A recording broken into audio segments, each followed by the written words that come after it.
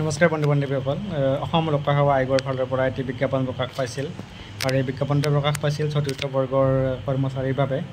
অসম লোকসেৱা আয়োগৰ অধীনত খালী হৈছে 20টা চতুৰ্থ বৰ্গৰ পদ খালী হৈছে অসম লোকসেৱা অৰ্থাৎ APSC খানাপাৰাত যি অফিচ আছে সেই অফিচত এই পদসমূহ পূৰণ কৰা হ'ব বিজ্ঞাপনটিত 8 ছেপ্টেম্বৰ তাৰিখে প্ৰকাশ পাইছিল আৰু 10 ছেপ্টেম্বৰ অৰ্থাৎ আজিৰ পৰা অনলাইন আবেদন আৰম্ভ হৈছে ঠিক আপোনালোকে অনলাইন আবেদন কেনেকৈ কৰিব সবিশেষ আমাৰ এই ভিডিঅ'টোত আমি আলোচনা কৰিম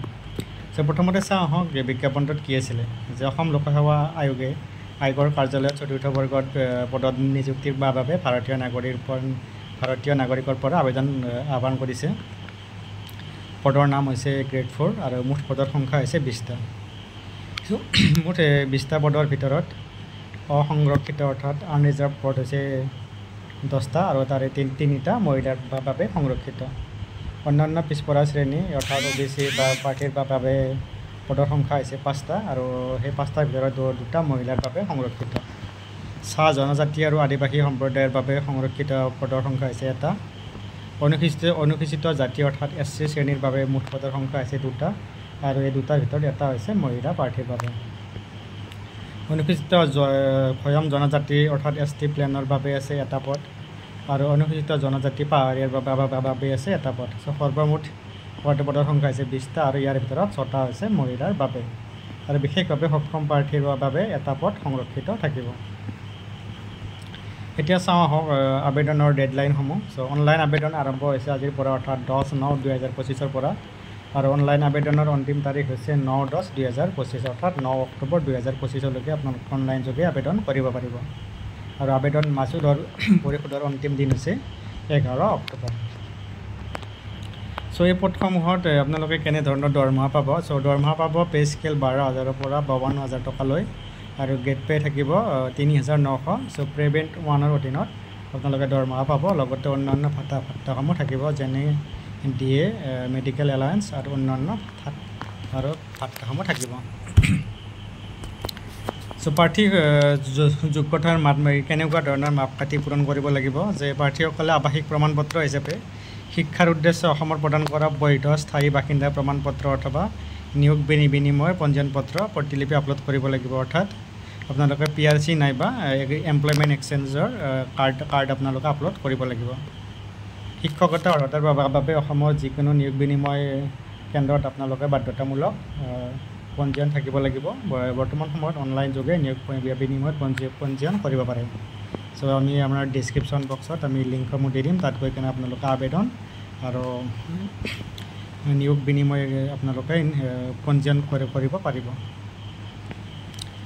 ন্যূনতম শিক্ষাগত অৰ্হতা হৈছে ক্লাছ 8 উত্তীৰ্ণ আৰু সৰ্বোচ্চ হৈছে ক্লাছ 12 অৰ্থাৎ ক্লাছ 8ৰ পৰা ক্লাছ 12 পাছ কৰালৈকে আপোনালোকে আবেদন কৰিব পাৰিব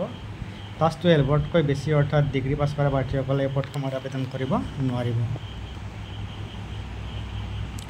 নেক্সট চাওঁ প্ৰাৰ্থীৰ বয়স প্ৰাৰ্থীৰ বয়স 1/1/2025 অৰ্থাৎ 1 জানুৱাৰী 2025 18ৰ পৰা 40ৰ ভিতৰত হ'ব লাগিব বয়সৰ উচ্চ সীমাৰ ক্ষেত্ৰত অসম চৰকাৰৰ নিয়ম অনুসৰি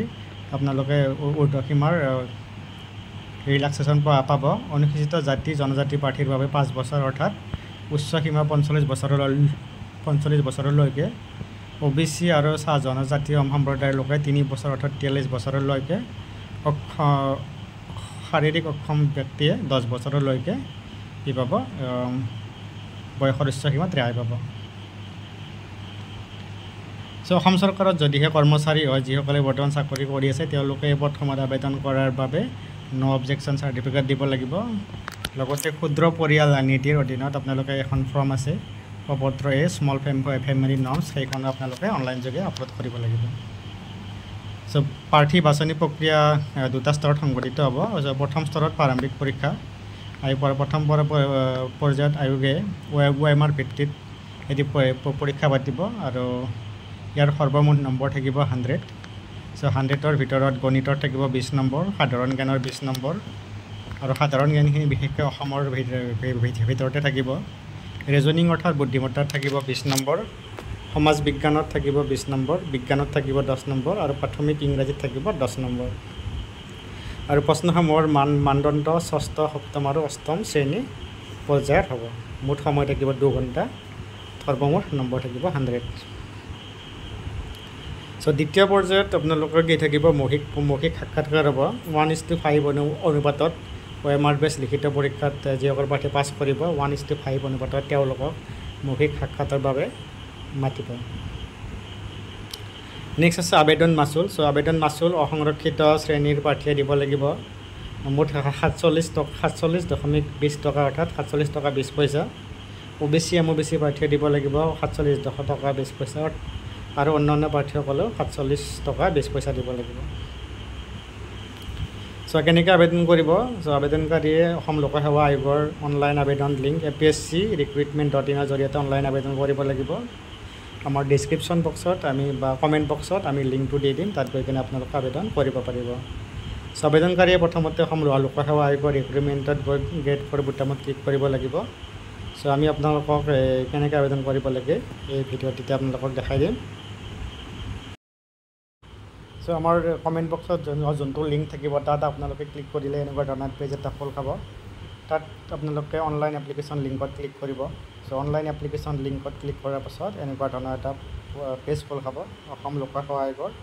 ৰিক্ৰুটমেণ্ট পৰ্টেল সো তাৰে একেবাৰে ওপৰতে থাকিব গ্ৰেড ফৰৰ বাবে ক্লিক হিয়াৰ অপশ্যন থাকিব তাত আপোনালোকে ক্লিক কৰি দিব সো তাত ক্লিক কৰাৰ পাছত এনেকুৱা ধৰণৰ এটা পেজ খোল খাব যিসকল প্ৰাৰ্থীয়ে প্ৰথমবাৰ আবেদন কৰি আছে বা অসম লোকসেৱা আয়োগৰ পৰ্টেলত নিজৰ নাম ৰেজিষ্ট্ৰেশ্যন কৰা নাই তেওঁলোকে ৰেজিষ্টাৰ বুটামত ক্লিক কৰিব সো ৰেজিষ্টাৰ বুটামত ক্লিক কৰাৰ পাছত এনেকুৱা ধৰণৰ পেজ খোল খাব সো আপোনালোকে ইয়াত প্ৰথমতে ক্ৰিয়েট এন একাউণ্টত ক্লিক কৰিব লাগিব সো ক্ৰিয়েট এন একাউণ্টত আপোনালোকৰ নাম দেউতাৰ নাম মাৰ নাম আপোনাৰ gender email address mobile date of birth সকলোবোৰ দি আপুনি কি কৰিব লাগিব এড্ৰেছ সকলো দি আপুনি ৰেজিষ্টাৰ কৰিব লাগিব সো ৰেজিষ্ট্ৰেশ্যন কৰাৰ পাছত আপোনালোকৰ এটা ৰেজিষ্ট্ৰেশ্যন নাম্বাৰ আৰু পাছৱৰ্ড থাকিব তাৰ পাছত আপোনালোকে কি কৰিব লাগিব লগ ইন কৰিব লাগিব তাৰপাছত আপোনালোকে লগ ইনত ক্লিক কৰি আপোনাৰ লগ ইন ডিটেইলছখিনি আপোনালোকে ইয়াত ফিল আপ কৰিব লাগিব লগ ইনত আপোনালোকে ক্লিক কৰিব লাগিব ক্লিক কৰাৰ পাছত আপোনালোকে নেক্সট যিকেইটা ষ্টেপ থাকে সেই ষ্টেপখিনি ফ'ল' কৰি কিনে অনলাইন আবেদন কৰিব পাৰিব অনলাইন আবেদনত যদি কিবা আপোনালোকৰ প্ৰব্লেম হয় তেতিয়াহ'লে আপোনালোকে আমাক কণ্টেক্ট কৰিব পাৰে আমাৰ হোৱাটছএপৰ লিংক আমি আমাৰ ডেছক্ৰিপশ্যন বক্সত দি দিম তাত আপোনালোকে ক্লিক কৰি আমাক কণ্টেক্ট কৰিব পাৰে নাইবা কোনোবা অভিজ্ঞ আপোনালোকে কমন ছাৰ্ভিচ চেণ্টাৰত গৈ আপোনালোকে আবেদন কৰিব পাৰে